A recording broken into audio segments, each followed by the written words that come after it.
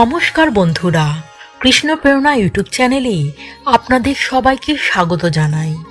আজ আমার এই ভিডিওতে একটি খুব গুরুত্বপূর্ণ বিষয় নিয়ে আলোচনা করব, তাই আপনারা খুব মন দিয়ে ভিডিওটি দেখবেন। বন্ধুরা, আজকের আলোচনার বিষয় হলো বিছানায় বসে বা শুয়ে কোন কাজগুলো কখনোই করবেন না আর কোন কাজগুলো অবশ্যই করা প্রয়োজন। বন্ধুরা, এই বিষয়টি সম্বন্ধে আপনাদের মধ্যে হয়তো অনেকেরই কিছু কিছু ধারণা আছে, আবার হয়তো অনেকের এই সম্বন্ধে অস্পষ্ট কিছু ধারণা রয়েছে। তাই পুরো বিষয়টা খুব ভালোভাবে বুঝে নিতে আজকের এই ভিডিওটি মন দিয়ে দেখুন, যাতে আপনাদের গৃহ থেকে মা লক্ষ্মী রুষ্ট হয়ে চলে না যায়, চিরদিন যাতে আপনাদের গৃহে অবস্থান করেন। তাই আজকের বলা কথাগুলো মেনে চলার চেষ্টা অবশ্যই করুন। তাহলে চলুন বিষয়টি নিয়ে বিস্তারিতভাবে আলোচনা শুরু করা যাক।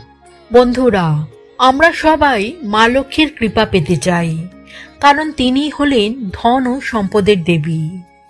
উনি যদি আপনার গৃহে অধিষ্ঠান করেন তবে আপনি অবশ্যই আর্থিক সমৃদ্ধি লাভ করবেন।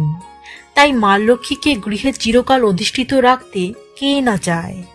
কিন্তু আপনার কিছু খারাপ অভ্যাস আপনার গৃহ থেকে মা লক্ষ্মীর চলে যাওয়ার অন্যতম কারণ হয়ে উঠতে পারে।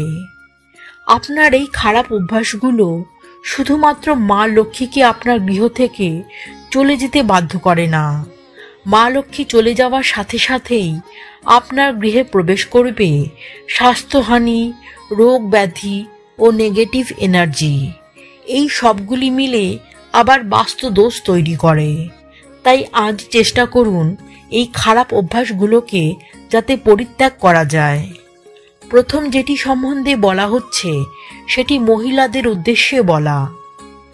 আপনারা কখনোই রাতে যখন বিছানায় শুতে যাবেন তখন আপনাদের চুল খোলা অবস্থায় রাখবেন না। এই অভ্যাস অত্যন্ত খারাপ অভ্যাস। যে বাড়ির মহিলার এই অভ্যাস রয়েছে সেই বাড়িতে এই অভ্যাসের ফলে নেগেটিভ শক্তি তৈরি হয় ও গৃহে অমঙ্গলের বার্তা বয়ে নিয়ে আসে। আপনার সন্তানের পক্ষে আপনার এই কুঅভ্যাস খুব খারাপ প্রভাব ফেলতে পারে। তাই আজই আপনি এই কুঅভ্যাস ত্যাগ করুন। বিছানায় শুতে যাওয়ার আগে অবশ্যই আপনার চুল ভালো করে বেঁধে তারপর শোবেন। দ্বিতীয় বিষয়টি যেটা বলবো সেটা হয়তো কম বেশি আপনারা অনেকেই জানেন, তা হলো বিছানায় বসে কখনোই কিছু আহার করবেন না। এটা একটা অত্যন্ত খারাপ অভ্যাস, আর এই অভ্যাসটা সচরাচর আমাদের মধ্যে প্রায়ই দেখা যায়। সকালের জলখাবার থেকে শুরু করে দুপুরের খাবার, রাতের খাবার, যে কোনো খাবার বিছানায় বসে খাওয়া একদম অনুচিত। তবে অসুস্থ ব্যক্তিদের কথা আলাদা, ওনাদের জন্য এই নিয়ম প্রযোজ্য নয়। কিন্তু আপনি সুস্থ রয়েছেন অথচ বিছানায় আহার করছেন, এটা অবশ্যই আপনার গৃহে অমঙ্গল নিয়ে আসবে এবং সেই গৃহে কখনোই লক্ষ্মী দেবী অবস্থান করেন না। তাই যদি আপনারও আপনার পরিবারের কারোর এই খারাপ অভ্যাস থাকে তাহলে আজই এই অভ্যাস থেকে নিজেদের মুক্ত করুন। বিছানায় খাওয়া থেকে বিরত থাকুন। 3 নম্বরে যেটা বলবো সেটা হলো আপনার বিছানার মাথার ও পায়ের দিকের খুব কাছে কোনো আলমারি আর শোকেস ধরনের কোনো কিছু রাখবেন না। ঘরে যদি জায়গার অভাব থাকে তবে অন্ততপক্ষে 1 হাত থেকে 2 হাত দূরে এই আসবাবগুলো রাখতে পারেন।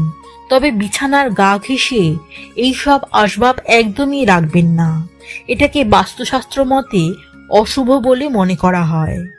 4 নম্বরে যেটা বলবো সেটা হলো আপনি আপনার বিছানার কাছে কখনোই চটি, জুতো, হাওয়াই চপ্পল বা ওই ধরনের কোনো পাদুকা রাখবেন না। এই কাজটি করার ফলে আপনার গৃহে নেগেটিভ শক্তি বৃদ্ধি পেতে পারে, যা আপনার পরিবারের সদস্যদের ভিতর অসুস্থতা ও ঝগড়া বিবাদ বাড়িয়ে তুলতে সহায়তা করে। 5 নম্বর ভুলটি যেটা আমরা করি সেটা হলো আমরা কেউ অনেক সময় আমাদের বিছানার ভিতরে টাকা, পয়সা, গয়না ইত্যাদি রাখি। বিশেষ করে টাকা রাখার একটা প্রবণতা অনেক বাড়ির সদস্য ও সদস্যদের ভিতর দেখতে পাওয়া যায়। এটা কখনোই করবেন না। বিছানার ভিতরে যে কোনো ধরনের দামি জিনিস একদম রাখবেন না। এতে মা লক্ষ্মী রুষ্ট হন ও সেই গৃহ ত্যাগ করেন। এছাড়াও কোনরূপ কাগজপত্র রাখাটাও বাস্তুশাস্ত্র মতে উচিত নয়। এতে গৃহে নেগেটিভ শক্তি বৃদ্ধি পায়। তাই আপনারা সবসময় বিছানা পরিপাটি রাখবেন এবং বিছানার ভিতর পরিষ্কার রাখবেন।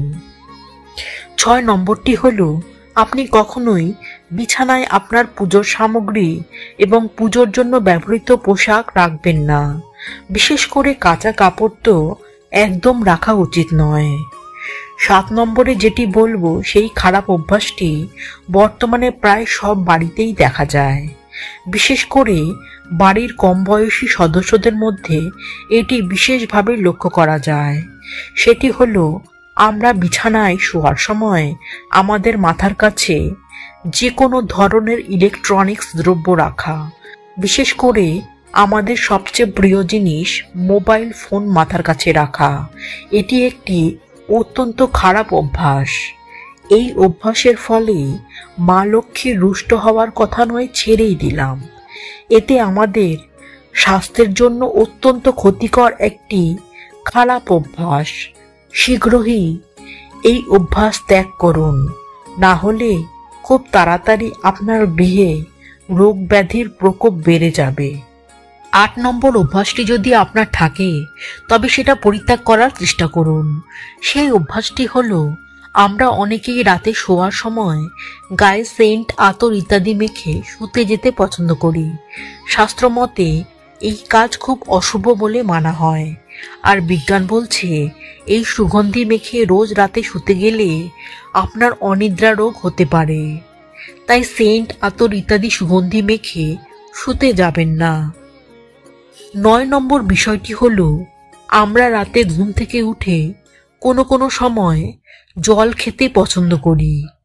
তাই আমরা বিছানার পাশে খাবার জল রাখি, কিন্তু দেখতে হবে সেই জল যেন কোনো প্লাস্টিকের বোতলে না থাকে, এবং মনে রাখতে হবে সেই জল কখনোই মাথার কাছে রাখবো না।